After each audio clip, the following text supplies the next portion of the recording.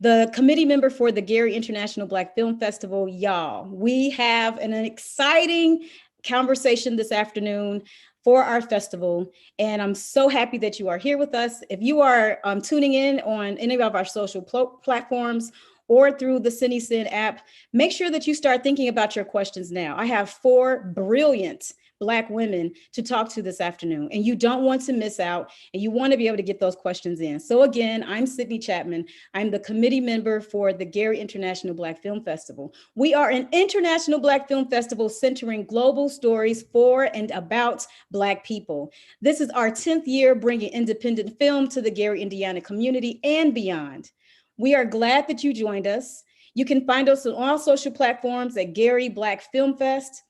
We are grateful for our sponsors and our partners to the Array, the Legacy Foundation, Knight Foundation, Urban League of Northwest Indiana, James Wallace, Indiana University Northwest Office of Diversity, Equity, and Minority Affairs, Jay's Breakfast Club, CWIT, Quad J Creative Group, LLC, Trainer Digital Strategies, the City of Gary, the filmmakers, the panelists beyond here today and from before, and our audience. We wanted to thank our staff members, our director, our founder, Karen Toring, Walter Jones, Tony Simpson, Ludine Kilgore, Saida Holtz, Lester Lowe, Winter, and Tiffany Arnold. For our media, public relations, and technical support, we cannot do any of this without Megan Trainer, James Ward, and Ventress Jackson. Hey, guess what, y'all? We have merch. We got some really cool sweatshirts. It's hoodie season. Go to our store at Gary Black Film Fest to get you something. Now, just so you know, we are day 5 into the festival. Like we told you, it's 10 days for 10 years of bringing filmmaking to the city of Gary. So we're halfway through. You still have an opportunity to see more films today. This afternoon, we have some great films during our Gary Day. We call our Sundays the Gary Day. So you're going to see some fantastic films from filmmakers from Gary as well as Chicago. You'll see some events, some films happening this evening, and then so on for the rest of our festival. So make sure you go back to the website to find out how you can participate and come along for the ride. So now to the good stuff. This panel is called Black Women Brilliance, Filmmaking While Black and Woman. Black women, award-winning filmmaking. Nuff said, creative, grace, passion, and meticulous level of detail. Our Black women filmmakers will share how they create films their way with equanimity. As the saying goes, sisters, hey, are doing it for themselves. So let's get started. Let's bring in our first panelist, Jania Frederick Aponte. She is an award-winning writer, director, known for her unique visual style and bold vision, particularly in the areas of production and costume design. She is a Gary girl. She's born and raised in Gary, Indiana. Jania studied filmmaking at Columbia University and art at the Art Institute in Chicago. Jania's first 2 films, Sacred Heart and 90 Days, were accepted into the many prestigious film festivals, including Cannes, and South by Southwest. She and her husband, Sol Aponte, are partners in the production company Full Frequency Media, and together are responsible for creating and developing Sacred Hearts, 90 Days, and Amazon Prime's Beyond the Talent, featuring artists Kevin Hart, T-Pain, Akon, Far East Movement, Estelle, Les Twins, and Miguel. And most recently, writing, directing, producing the Anatomy series, a 4-part docuseries for Sean Diddy P. Combs on Revolt TV. Her first feature, Diamondback, a female-driven redemptive revenge drama set in 1870s Montana, is being produced by Junebug Pictures and is set for the 2021 release. Welcome, Jania. Thank you so much for being here. Gary girl in the house. Hey, what's up? Now. Hey, I was supposed to be in Gary this week. Oh, wow. Yeah. Shutting everything down, Jania, so it's where we are, Where we are. Thank you for having me. Thank you. You guys remain one of my favorite festivals for very obvious reasons. But for the times I've been able to come to the festival. I just have to say to all that are watching, if you haven't been, please, when the world opens back up, I'm going back for sure. And I highly suggest that y'all go to. Yes, thank you so much. You are a family, you are a family, you are a friend, our family of the festival, and we just really appreciate you, your husband, and your children for coming to the festival. We have some things to talk about. So let me bring in some more friends to the mix, into our, I call it meeting in the ladies' room. That's what I'm calling this. I love that. Room.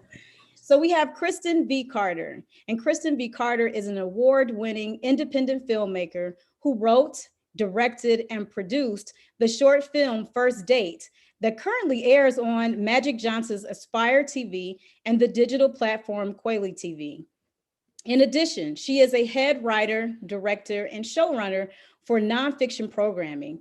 Her projects include OWN's Ready to Love, which is a favorite of mine, BET's Black Girls Rock, which is another favorite, Facebook's National Day of Racial Healing, a digital event curated by Ava DuVernay, who is also a friend of our festival, and Essence's HBCU commencement special, Show Me Your Walk, that featured commencement speaker none other than President Barack Obama. Let's bring Kristen V. Carter to our panel. Hello, Kristen. I hope you're there. There you are. Hello, Kristen. Thank you so much for being here, Kristen. Thank you. So good. And you're in California as well, soaking in all the sun while the rest of us suffer in the Midwest. I heard you all said it was cold out there. I was like, okay. See, yeah, and I'm cold natured now. I've been out here 10 years. I've lived here for 10 years. And when I tell you it gets down to about 65, 70 degrees, I'm cold. So, oh my goodness, pull out the North Face. I love it. Well, thank you so much, Kristen. Hi, Jania. How are you? I am so good. How are you? Good, good. We got the ladies' room rocking right now. So, Kristen, you were invited to come onto this panel by your dear friend, Shahari Moore. So I want to give some recognition and honor to Shahari. Thank you so much. Shahari is the historian emeritus for the Guy Hanks and Marvin Miller screenwriting program at the University of Southern California School of Cinematic Arts. She holds an MFA in creative writing from Chicago State University. She is the writer and director of 2 films in our festival this year, Chicago Guy, which was in 2019, and Brooks People in 2017. She is also the writer and co-director of Be Love and Swimming Lessons, which is currently streaming on PBS. Shahari's work has garnered numerous accolades nationally and internationally, including Diversity in Cannes. Is it Cannes? I think it's Cannes. I'm gonna just make sure I'm saying that correct. It's Cannes, right. Diversity in Cannes, Top 10 Black Filmmakers to Watch, AT&T's 48-hour Filmmaker Challenge, and the Gene Siskel Film Center's Star Filmmaker Award. Welcome, welcome, welcome, Shahari. So happy to have you. So happy that you invited Kristen to join us. And I think we got to bring her in a little. Let's see if we can get her. There she is. Hi. Thank you so much, Shahari. Thank you. Hello, everyone. Hello, everybody. Thank you so much to the Gary International Black Film Festival. Hey, Kristen. Hey. Sydney. Good to meet you. Jania. Yes, so we have so much more. So we have one more panelist today, and she's also a Gary girl that I want to bring in, Tamika Soretti. Tamika Marie Soretti hails from Gary, Indiana, where she always dreamed of being an entertainer. After a stint in the US Navy, she realized that acting was her passion.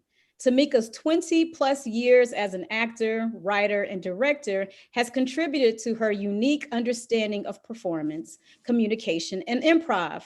Her skilled perspective has led to a diverse entertainment portfolio and prominent voice at various film festivals. As a 3-time award-winning filmmaker, Tamika has performed on film, TV, and experimental projects for platforms such as Showtime, NBC, Netflix, and HBO. Tamika has grown her acting ability into a skill set that includes producing, writing, directing, and filmmaking.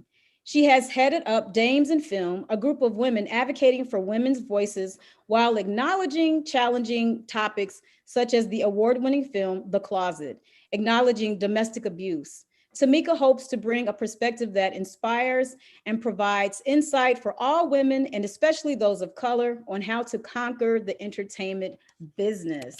Tamika Soretti, Gary Girl Extraordinaire, welcoming Tamika to the group as well. Let's see, it takes a little second for it to go from, attendees to panelists, but we are here in the room. So ladies, this is the meeting room. Oh, Ludine from the Gary International Black Film Festival says hello to everyone, and it's so beautiful to see you all. And we are still waiting for it. I believe there might have been a bit of a technical glitch. I think her video dropped. So we're going to get started, and then when Tamika joins in, there she is. Okay, Tamika. So Tamika, flip your camera just a little so we can see you in the Ladies' room. Yes, in the ladies' room. We got to get the ladies' room.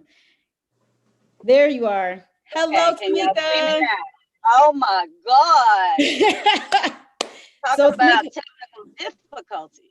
thank you for being here, Tamika. And I know that you were just telling us that you were on location right now working on a project, and they were supposed to provide a room for you, but then you have to make it work. So we really appreciate you doing that, even if it has to be in our cars, because Yes. it's about the love of film. It's about the love of sisterhood. And so glad that you were able to be a part of this. Well, thank y'all for having me. You know, my mom still lives in Gary. That's my heart. No place I'd rather be, although I'm other places. But I'm always gonna rep for GI. GI. GI, yes, GI. So, so for Shahari and Kristen, because you all are not necessarily from Gary, I wanted to start this conversation with you, Shahari, and I wanted to talk about location. So, I want to just get right into it because I have so many things I want to talk about, and I don't want to waste any time. But Shahari, I love your Chicago films, and I think sometimes that Chicago is probably the other character.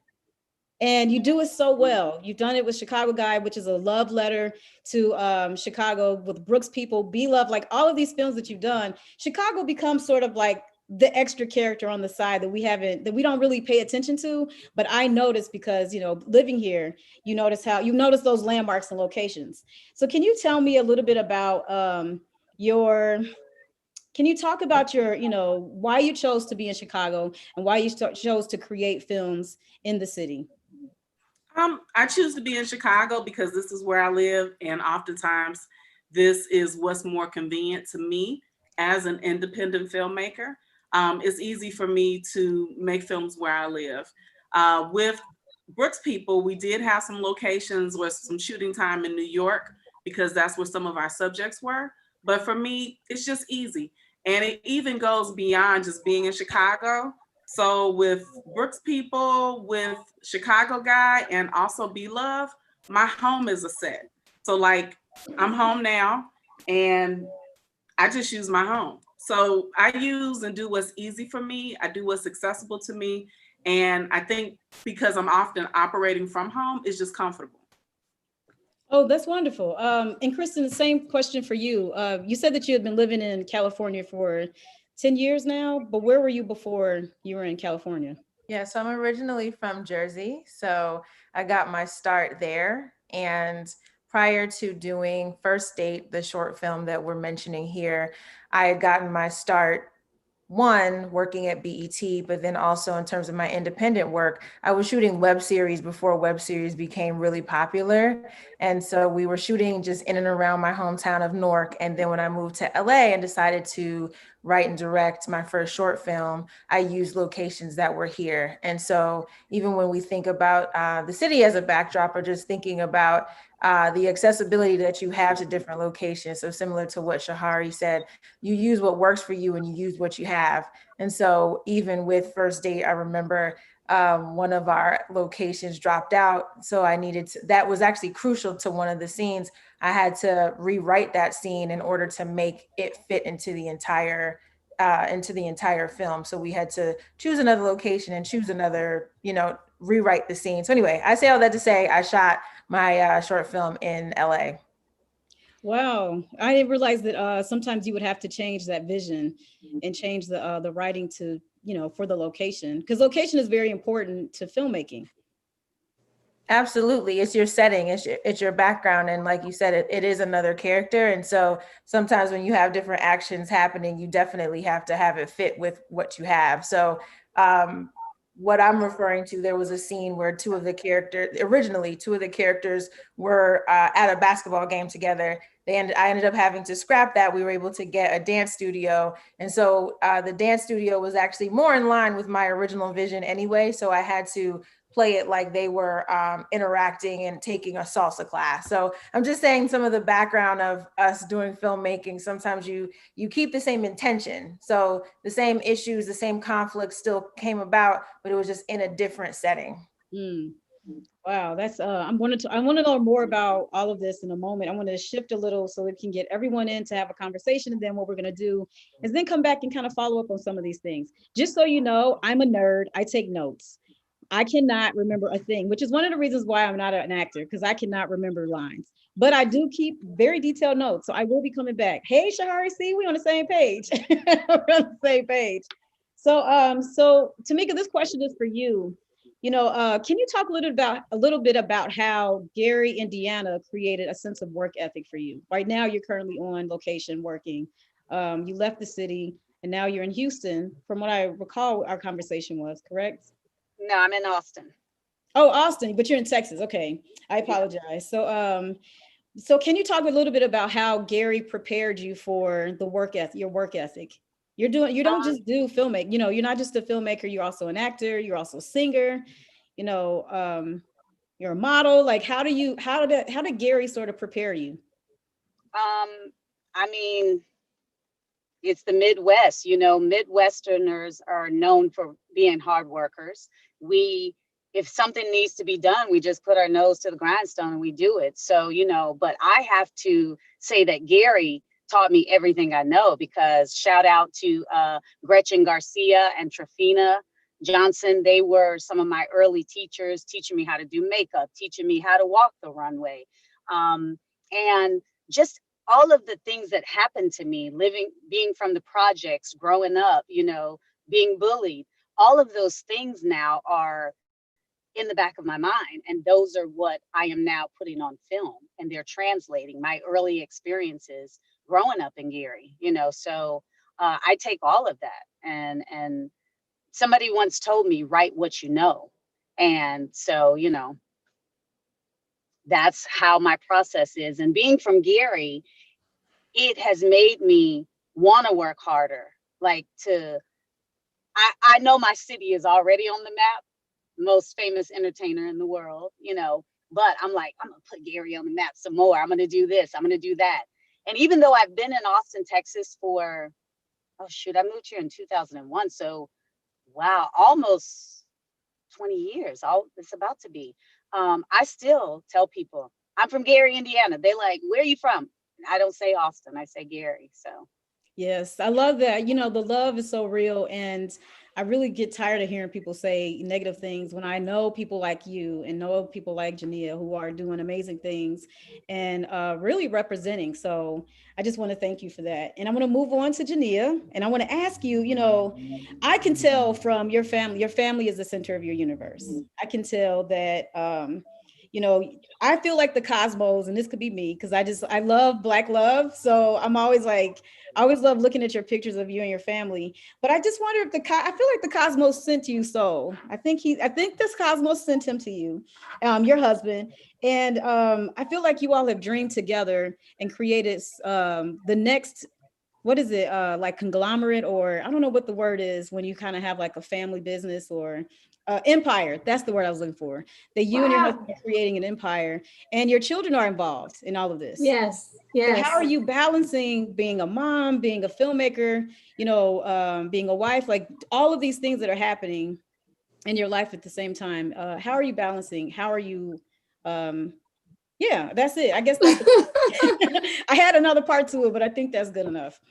I think thank you, first of all, what a compliment. When you're living your passion, I don't really think there is a such thing as balance, because you love it so much. It's just a part of your world. our kids have grown up on our sets, and you know, they become it. You know, I'm really clear that they'll spend their lives in this world. Our youngest, who started as an actor by accident because I was not interested in him doing it at all, is now he's doing stop motion film. Our daughter it looks like she's NYU bound. She's highly interested in film, and I was so happy because she's so multi-talented. There's so many ways she could have gone, and she chose film, and I'm like, yay. I love it. I'm really passionate about it, and my husband is passionate about it. And when you live with the person that you work with, you pretty much talk about it all day long. So here we are. I love that. You have that support system. I think that, and that's something that I want to bring up. I'm going to ask a question a little bit later about how do you build that support system for yourself? That's not necessarily from your chosen, your actual family, but the chosen family that you sort of bring around you. So Kristen, I have a question for you. So you are not just a filmmaker, you're not just making films, but you're also producing and doing some amazing things in the industry. How do you shift between, has directing informed your producing? Has your producing informed your directing? Absolutely. So just to give some background, I've been in the business for 15 years. I got my start as a head writer for an entertainment news show, applied to the Hanks and Miller Fellowship that Shahari was a teacher for at the time, got into that program, and then moved to LA in 2011. When I moved here was really when I had field directed a competition series by the name of America's Best Dance Crew. I'm a former dancer, and so that particular show just gave me so much life. I'm very passionate about the performing arts and all of that. And so while I was directing my first shoot, I said to myself, wow, if I can do this, I can most certainly shoot my first short film. And so all of it really goes hand in hand. And so my experience is why I made sure to make sure to mention to you that I am a multi-hyphenate, because all of it informs each other. And so when I worked on my short film, then it made me think about, okay, if I can direct my short, then I can direct a mini doc. And so it just continues to inform each and every aspect of my career. And so now I just finished directing, and I'm currently show running a project for Chase and a celebrity that I can't actually mention just yet, but our series premieres in February, and I directed that series. And it made me think about all the directing opportunities that I've had, and even in the different formats, it's still about having a vision and having an intention and making sure that that comes across on film. So just extremely thankful to be able to be multifaceted, but for sure, each opportunity impacts the next one. Yeah, just it sounds like with anything that we do, we have to put in the work. You study, you read, you write, you do all these things, but then it also it's almost like marketing too. How do you get, and this is for anyone, how do you get go from being a student and graduating to then making the next leap and step into the industry? Shahari, do you want to take that? Sure. So I want to just put the program that Kristen mentioned in context. So Guy A. Hanks and Marvin Miller, those were the fathers of Bill and Camille Cosby. So more commonly, the program is known as the Cosby Screenwriting Program. It was at USC for 18 years, and then it folded as Bill Cosby began to have challenges. So when I met Kristen was already degreed. Kristen had already worked as a producer. I myself was, of course, degreed and working in the program in collaboration with the Cosbys, USC, and also it was run by a woman by the name of Doreen Hamilton. And we had industry partners and other writers that were very much a part of the process. But making the leap, I think that when you go through a program, whatever the program may be, whether you're writing and getting an MFA or whether it's a director's program, you begin to network and see who's around you. Oftentimes there's a project that will challenge you and you begin to get to know your classmates. And from there you begin to network.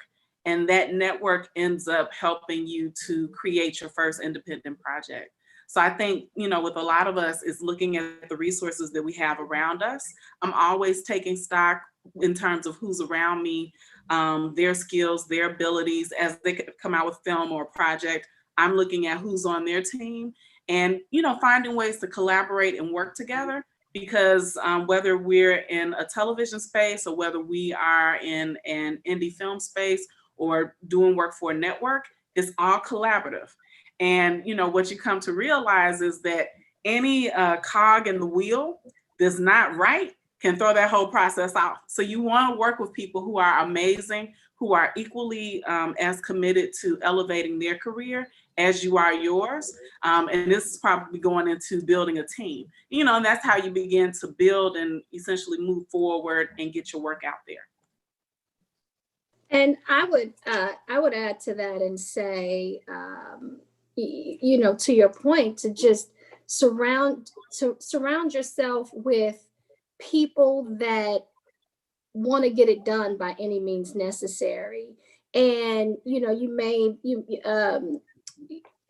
to go from school to creating, I don't ever consider myself out of school. Like, I'm a lifelong student. Right now, I am enrolled in YouTube University. And I would say to anyone who feels like they can't go to school or don't have time to attend a university, film is one of those things that you can constantly study on your own. One of my favorite directors, Christopher Nolan, never even went to film school. So I would never allow that to hinder your process of filmmaking. I would just say to anyone that's interested, there's so much you can learn online. We're so blessed to live in a time, and sometimes I feel like I'm cheating when I'm researching because, my parents and writers that I love had to travel to cities and spend time in libraries. And I, with the internet connection, am able to learn so much. And the people that are as passionate about filmmaking, they're out there. I'm sure like every single person on this panel, I started working for free.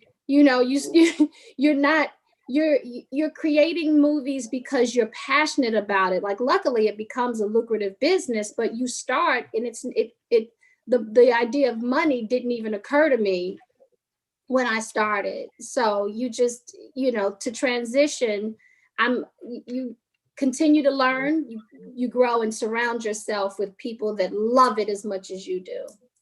Absolutely. And I want to add one more thing, being open.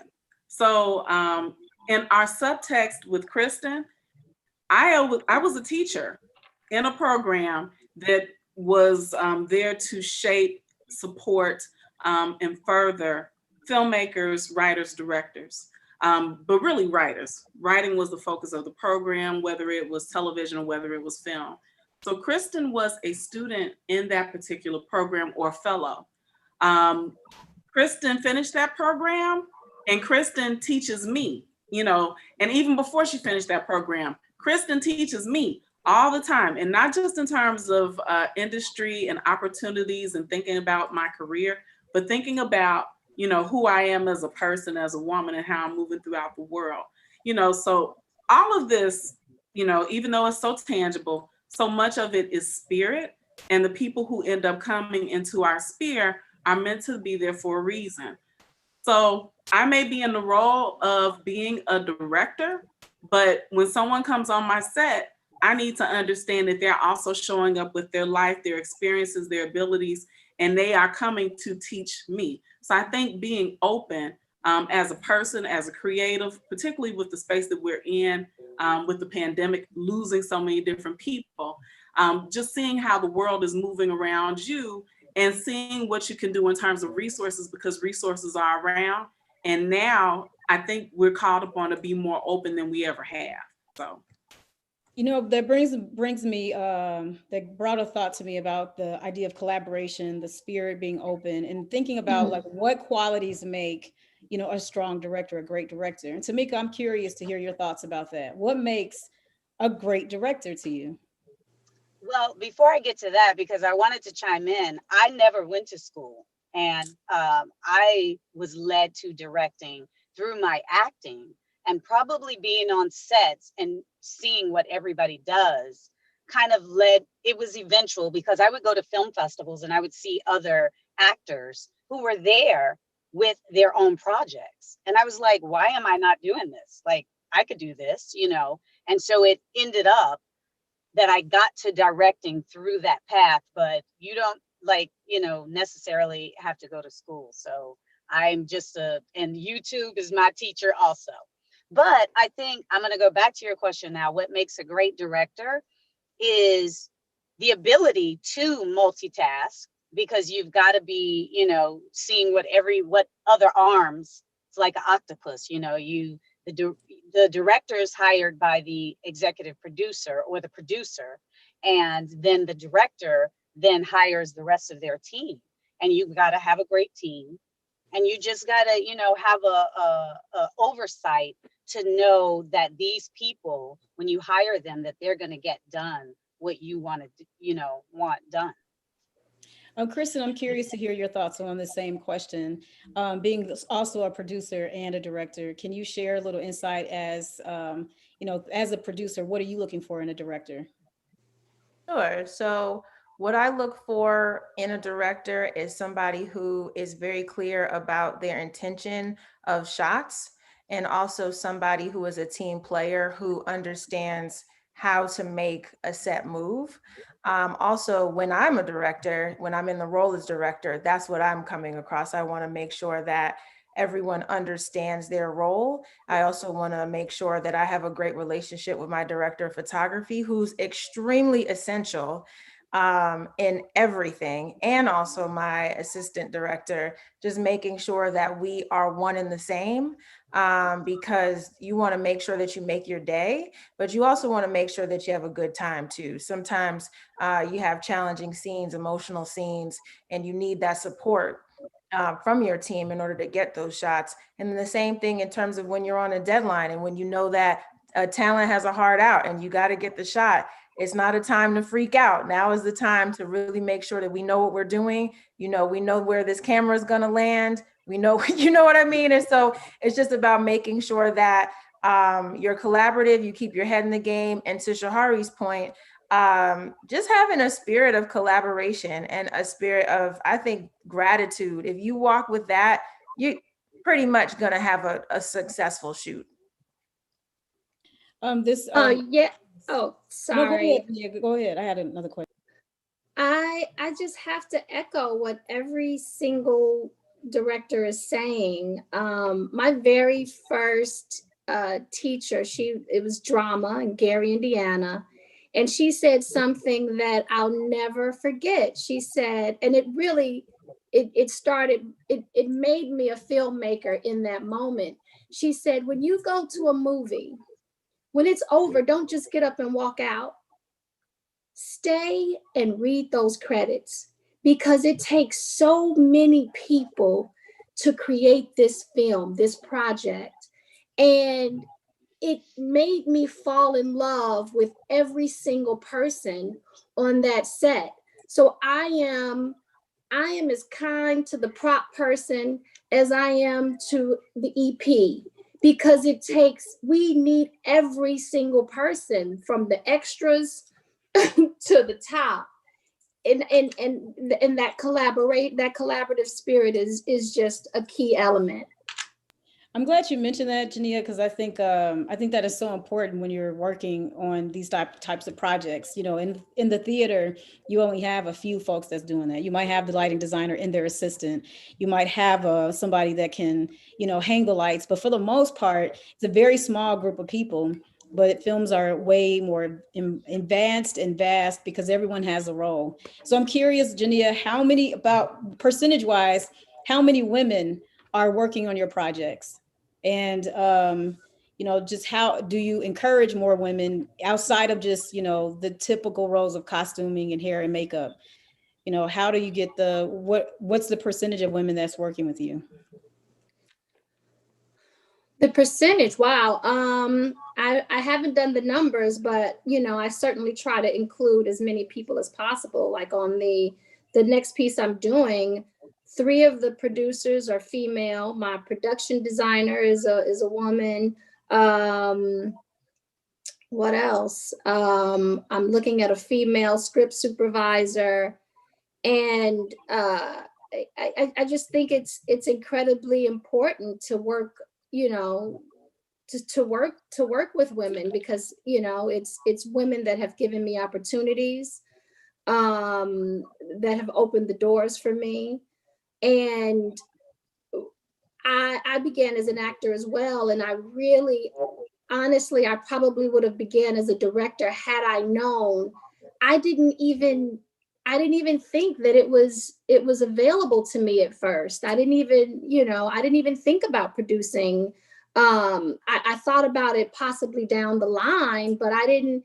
It wasn't what I led with, because I just thought, oh, I'm supposed to be in front of the camera, right? But I don't know. I don't have to do it no more. Like, I love being behind the camera so much. It's pure freedom for me. But it's important to put as many women, I think, behind the camera that we're putting in front.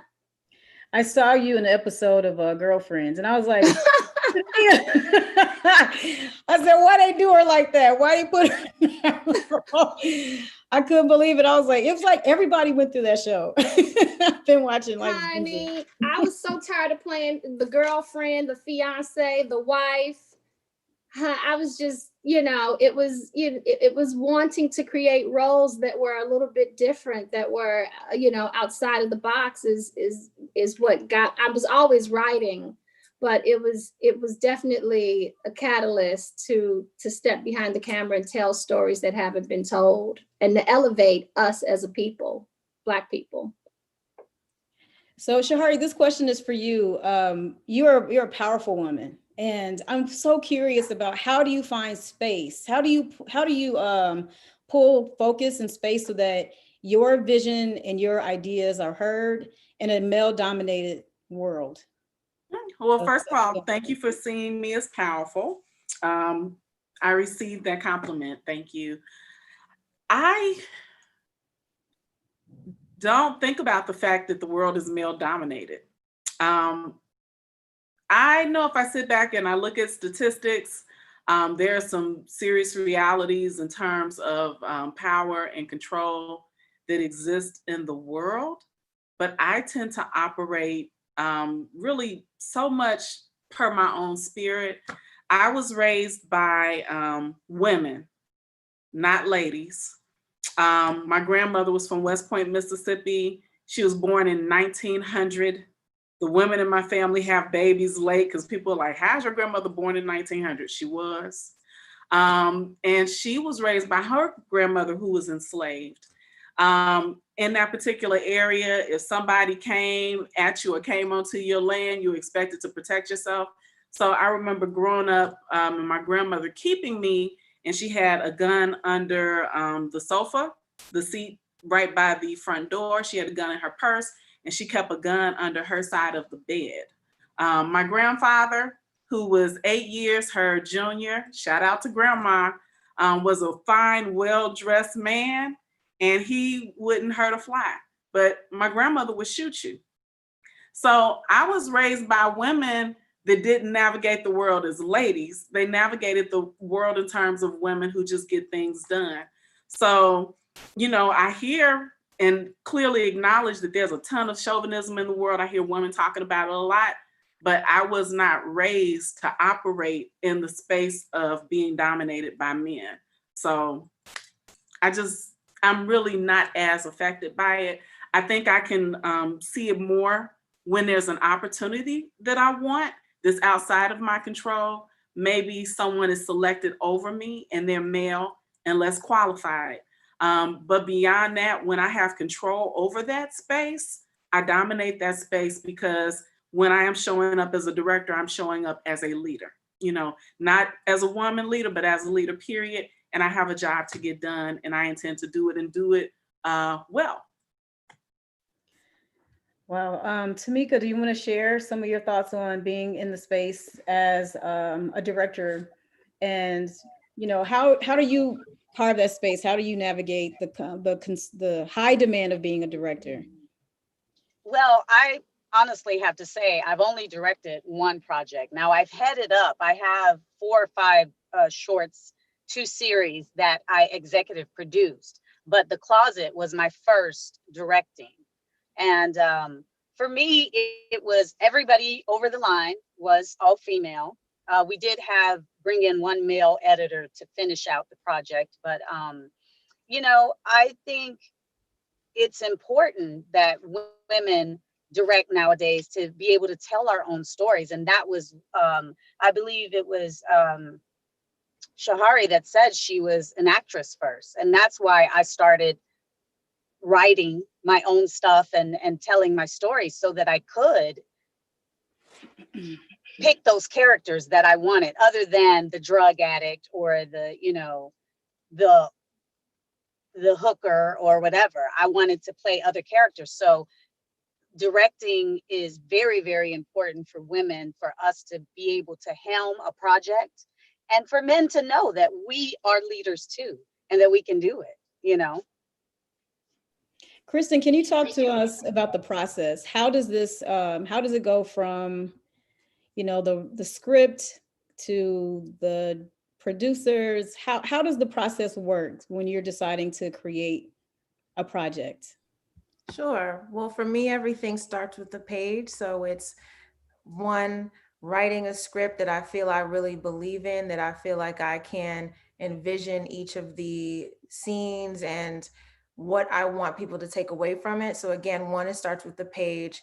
And then 2, it's, again, we talked about this in the very beginning, but 2, making sure that after I write the script is making sure that I have access to those locations so that I can shoot those scenes. So it's going from page to reality, figuring out, okay, what can I do? What resources do I have?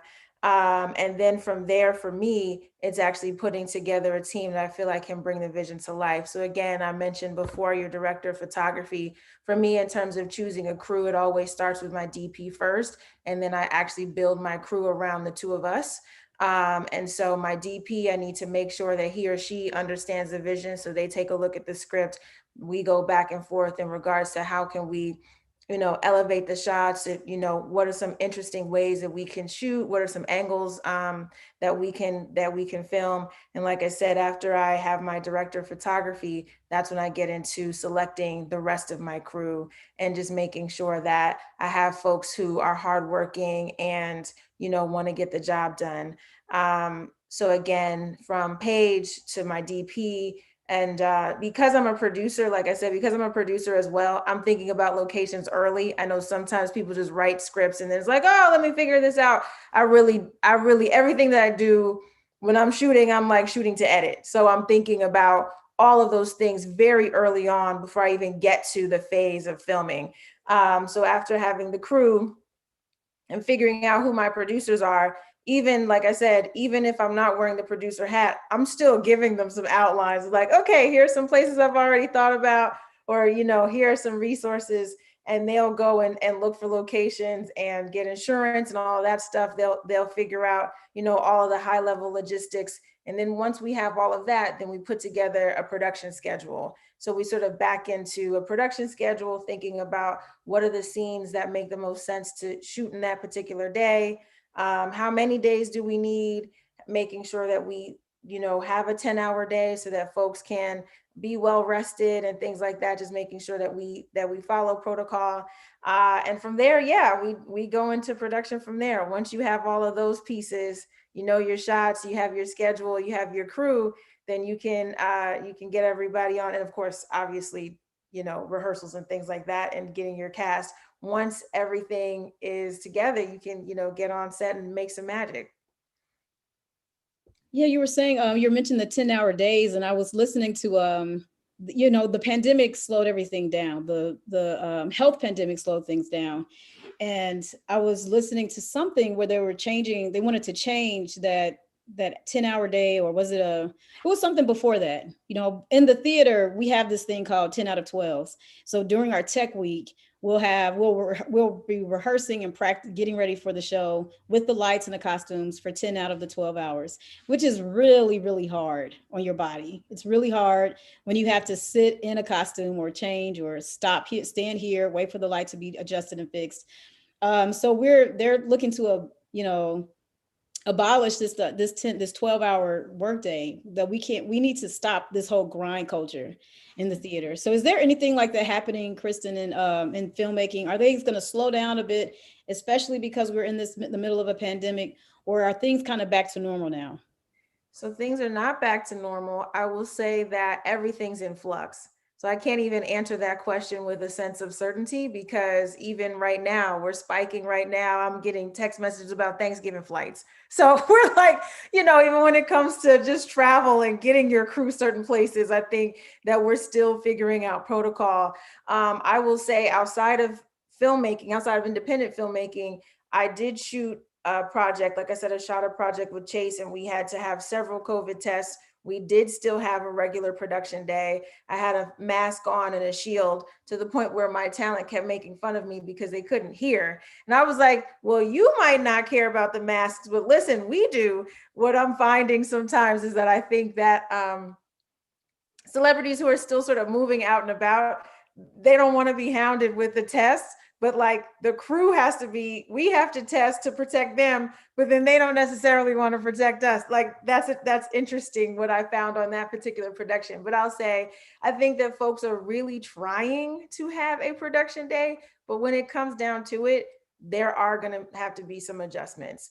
So, on that particular set, because it was a very short shoot, we were able to get in and get out, and we followed all the protocol. It was still a regular production day, but I think for the world of production in general, is definitely still in flux. So Jania, you're working on something, you're preparing for something right now too, another film. And that same conversation about the pandemic, the racial pandemic that we're going through. You've used a lot of social commentary in your filmmaking. Will we see more of that in this upcoming work that you're doing? You have no idea. Absolutely. It's the film, it takes place in the 1800s, and it's about a Black girl whose her father is murdered in front of her for his land. And she goes on to be raised by a Native American tribe, an indigenous tribe. And when she becomes an adult, she seeks revenge, and along the way finds love and really herself, which is, I think, a really big, it's just paramount for the Black experience, in my opinion. It mirrors my experience. Growing up in Gary, loving where I'm from, experiencing immense pain based on the environment and what was happening with the crack epidemic and funerals and gun violence virtually often. I lost a lot of friends to either gang violence, well, it was mostly drugs, gun violence, going to jail, all of that. And then loving history, becoming a history buff, and finding out the truth of our history was both beautiful and extremely painful. And having to work through my own anger before, and like in my main character, she does find forgiveness. Now, she offs a few people along the way, okay? But she ultimately finds forgiveness, which I think is a personal journey and important for us, because, forgiveness is freedom. So I had to, on my own personal journey, find forgiveness, which is freedom. But yeah, it really touches on a lot of what is happening still today, in the Black experience, you know. And it's different in that most Black people are part Indigenous, and you know, we get to see this girl in that world, you know, being raised by the tribe. Yeah, period pieces are I like right up my alley. I love period films and documentaries. Those are probably my favorite too. Obviously, we got into sort of the gore and horror is like becoming this thing for Black artists that we are seeing right now. But Shahari, what I love about your work is that you do it all. You do the documentary style, you have the narrative, there's comedy. It's like everything. How are you able to figure out which piece works for which, which project works, and how do you sort of prioritize which one you want to do at a time? Well, first, I started out as a writer. I did not go to school for film, just have had a lot of opportunities. And it was, Kristen was talking about one thing leading to the next. My writing got me the opportunity to direct. So that was not a background that I had. I was a co-director on my first project, which was Swimming Lesson, which went to Cannes, and it ended up getting picked up by PBS, and ended up getting distribution at Cannes as well. I was told that, you know, when I got into Cannes that, you know, don't expect to get distribution, et cetera, just go have fun, meet people.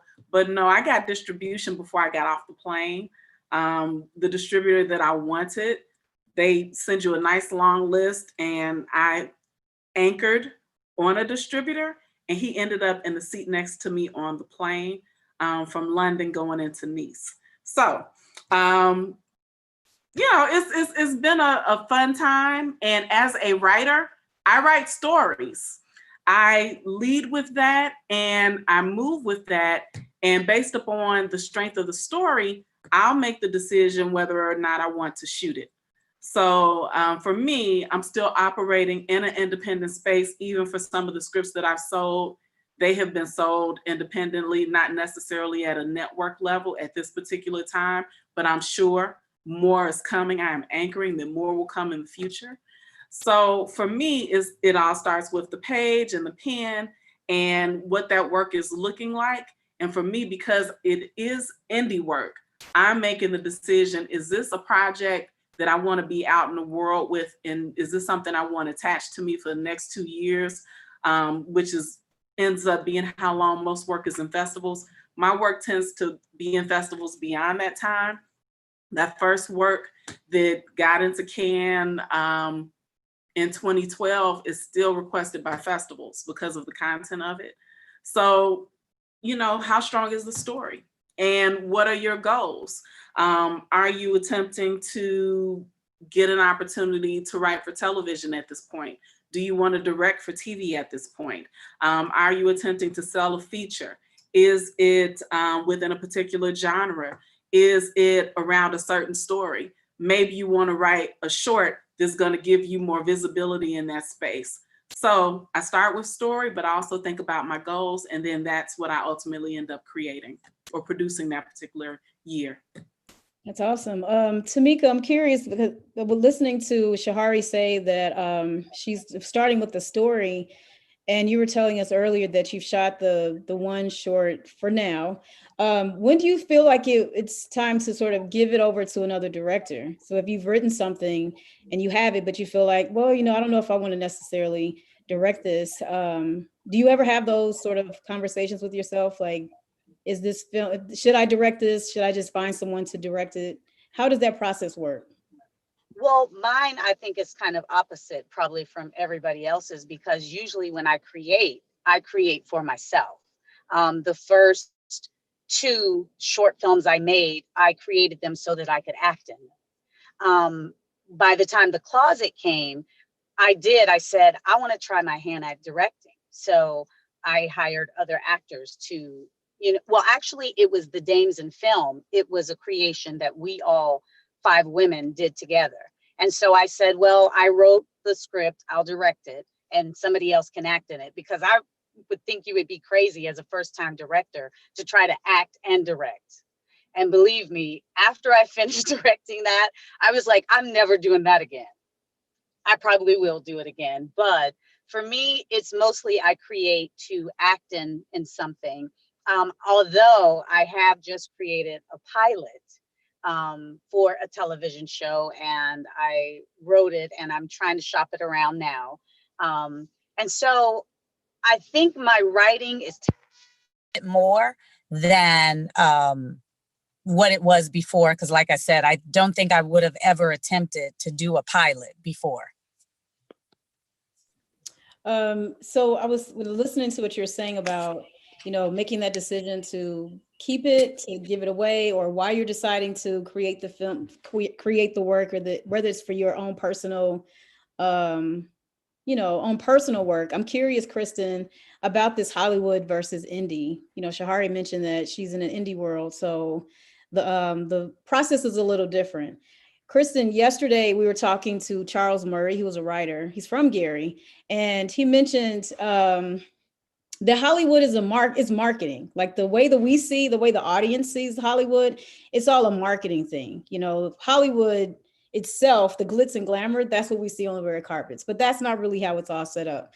Kristen, I'm curious if you can share anything about your decision to do more sort of Hollywood, and I don't want to call it like a commercial, maybe it's commercial, but you're also doing indie. So can you talk a little bit about the decisions you're making in working in a more commercial setting opposed to an independent setting? Sure. So just to clarify, I work with a lot of production companies and networks, and that decision has really been because I have a love for both television and film. So my background, and it's interesting, I think if all of us talk about our backgrounds and our journeys, everything will kind of come together. But I grew up really loving music television. And so I grew up loving music videos. I'm a big New Jack Swing fiend. Like I love everything from the 90s. And so that really informed my decision to go into music programming. And so doing award shows like Black Girls Rock and BET Awards, and supervising, producing Urban One Honors just last year, a lot of that was a decision based on the things that I'm passionate about.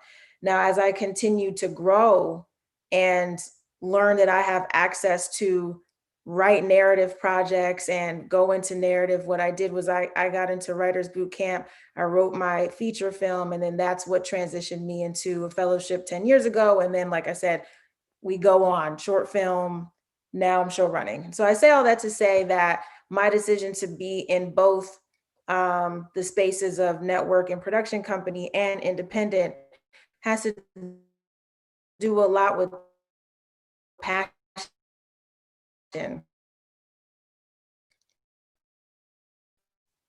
It has to do all interest house. I don't know if any of you have heard of it. It's in a beta phase, but it basically is a podcast space for people. And I was on a 3-hour podcast yesterday, just answering questions from people who are really interested in show running and really interested in directing.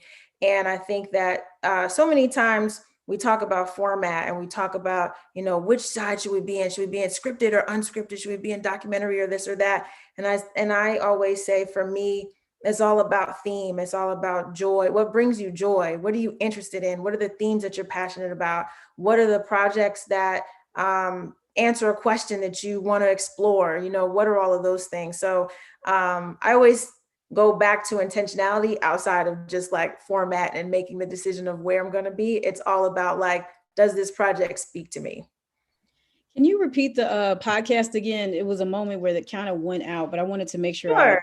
So I was just saying that there's a new app called Clubhouse, and basically it's in beta phase. So it's invite only, and it's a really small group, but everyone who gets on, you invite the next person and invite the next person. But essentially it's a service where it's basically live podcasting. So imagine having this kind of conversation and it's just our audio, but then you also have listeners who can chime in. So we had people like Rodney Perry was asking me questions. I was like, huh? But okay, but okay.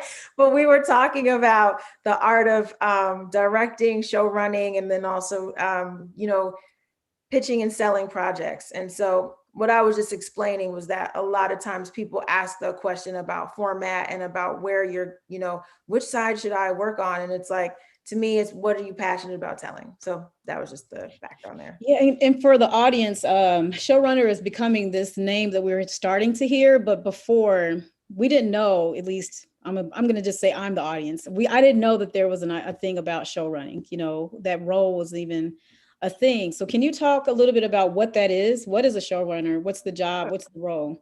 Sure. So outside of independent filmmaking, when you're thinking about, I'll speak from the unscripted side. A showrunner is somebody who oversees the entire vision, and they are the liaison between the production company and also the distribution platform or the network. And so their responsibility is making sure that, one, you have the best team possible, but also that you are articulating everyone's vision. So in this particular case, in the project that I'm working with for Chase, there was a project that they had been in development with for a year and a half. It was in PowerPoint stage. And basically I took that PowerPoint and created a 4-episode series, wrote the script, selected our cast, then from there had to figure out where we were shooting. So very similar, those same principles in independent filmmaking are the same thing in like show running. And so I also had the opportunity to direct this project. So not only was I overseeing the project and execution, making sure that the cast and crew were hired, making sure that we had locations. Now I'm also like in triple duty where I'm directing the whole thing, which is, challenging in and of itself. So, and so now we're in post. So a lot of times what's happening, especially in the pandemic, is you have these platforms that want to do it themselves. They're not particularly producers. So I would say the banking institution that I'm working with, they don't have a production background, but they wanted to take the project in-house. But I'm still the liaison of making sure that we get the best takes in the cut, that we're selecting the right music, doing VOs, doing animation, talking to our executives. So it's everything. Show running is overseeing the whole vision. Yeah, so it's also the type of job where don't call me, I'll call you when I am free and I have time because I have stuff to do, right? It's like it's almost like when my mother saw me direct for the first time, she didn't understand why I wasn't responding to the family text. So I'm like, I can't. Like, I would love to know what's going on. And did the baby start learning how to walk yet? I miss it. I miss all of it. So it could be a rather challenging life because it could be kind of lonely. What do you think?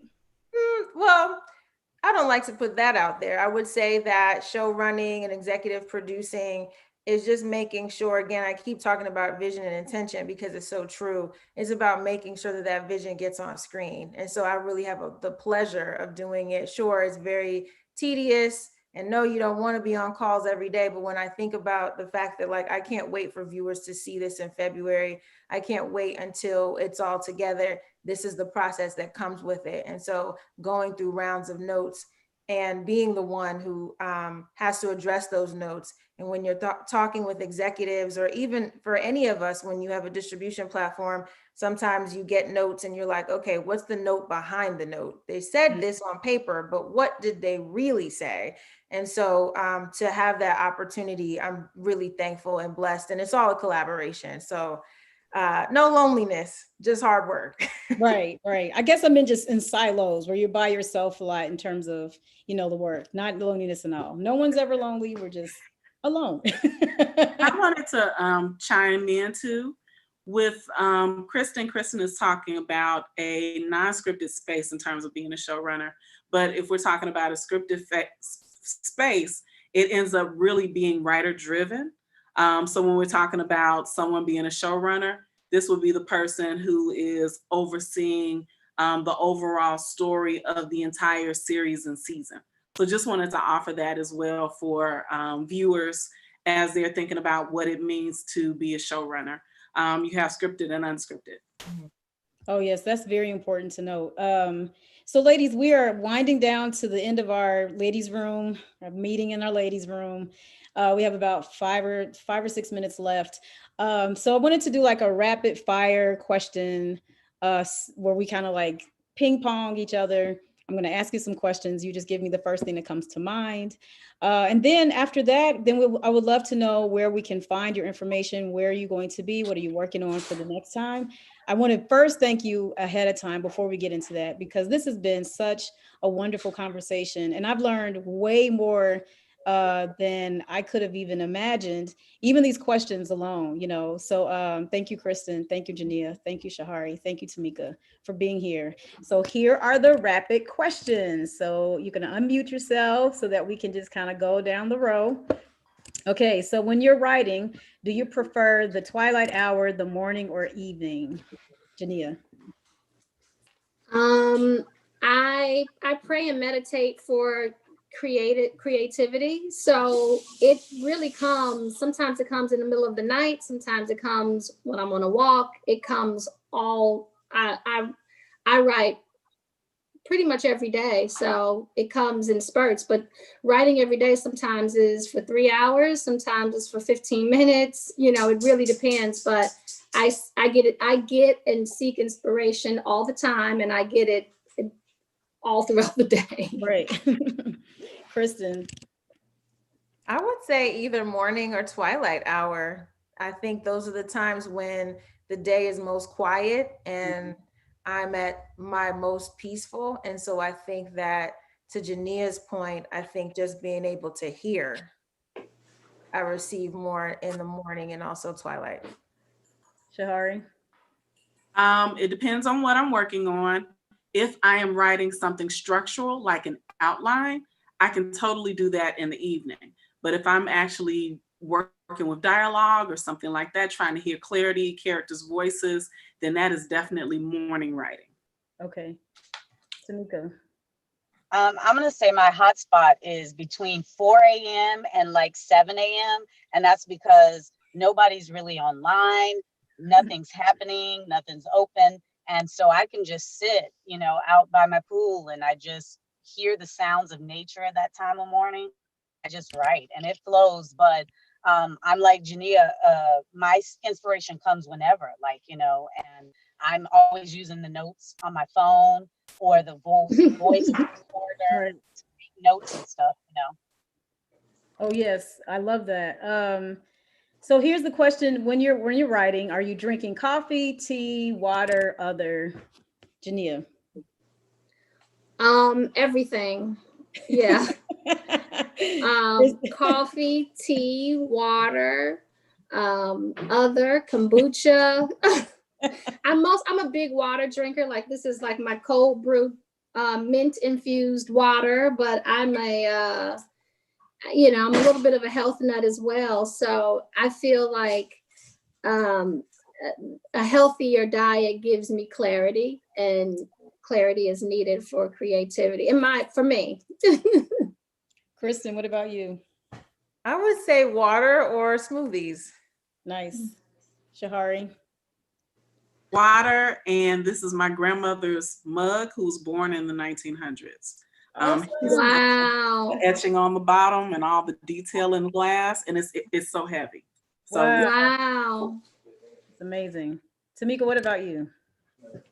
Usually at 4 to 7, I'm drinking coffee, but there are times I'm with the other when I'm having a glass of wine, and all of a sudden I start getting these ideas and I write them down.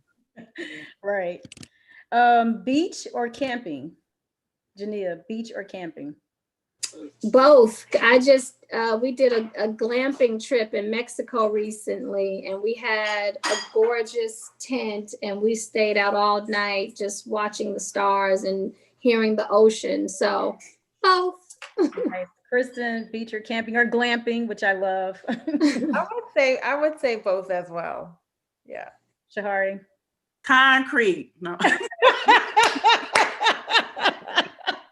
I'm in Chicago. I'm sitting in my office, which is, it sits, facing the street that I lived on.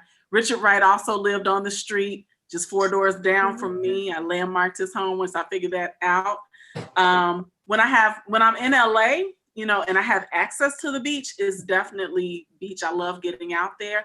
But, you know, right now I'm in Chicago, so baby, it's concrete. Okay, and then Tamika, you're gonna round us out, beach or camping?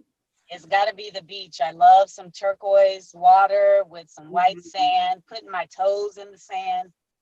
And I one of the reasons I moved from Gary, because I don't like cold weather. I don't like snow. It's got to be warm. Well, ladies, this is our time. Our meeting in the ladies' room has come to a close. But before we go, I just want to make sure that we can find you on your social media platforms and your websites. So Jania, please give us your handles where we can stay connected to you. Everything. I'm mostly in terms of social media. I'm only on Instagram, and it's just you just find me using my name, Jania Frederique, or Jania Frederique Aponte. All right, thank you, Kristen. Same thing. So Facebook and Instagram at Kristen V. Carter. And then you can also go to KristenVCarter.com. That's my website. Shahari. ShahariMoore.com is my website. Facebook is Shahari Moore. Instagram is Shahari Story. And if I type something into the chat, would it go out to everyone? We can send it out. Yeah. Okay. So I'll type it to you, but right now we are raising funds to make the short documentary on Gwendolyn Brooks into a feature, and it is a tax write-off. So we are currently with IFP Chicago, and I'll make sure that I put that in the chat. Awesome. Tamika. I am on Instagram at I am Tamika, and my Facebook is Tamika Soretti, and my website is tamikasoretti.com. And I'm actually getting ready to be in Atlanta. I'm trying stand-up comedy, so I have my first show in Atlanta on the 22nd. Well, That's so great. congratulations. That is wonderful. You are just doing it all. Well, ladies, Girl. thank you so much. As I said, sisters are doing it for themselves. We are great. We greatly appreciate your time. The Gary International Black Film Festival thanks you. I thank you. All of us on the team thanks you. And we just want to say, just, you know, we can't wait to see what happens next. We can't wait to see what's going on. Thank you, Jania. Thank you, Kristen. Thank you, Shahari. Thank you, Tamika. Thank you. Thank you. Thank you. Thank you, ladies. Thank you.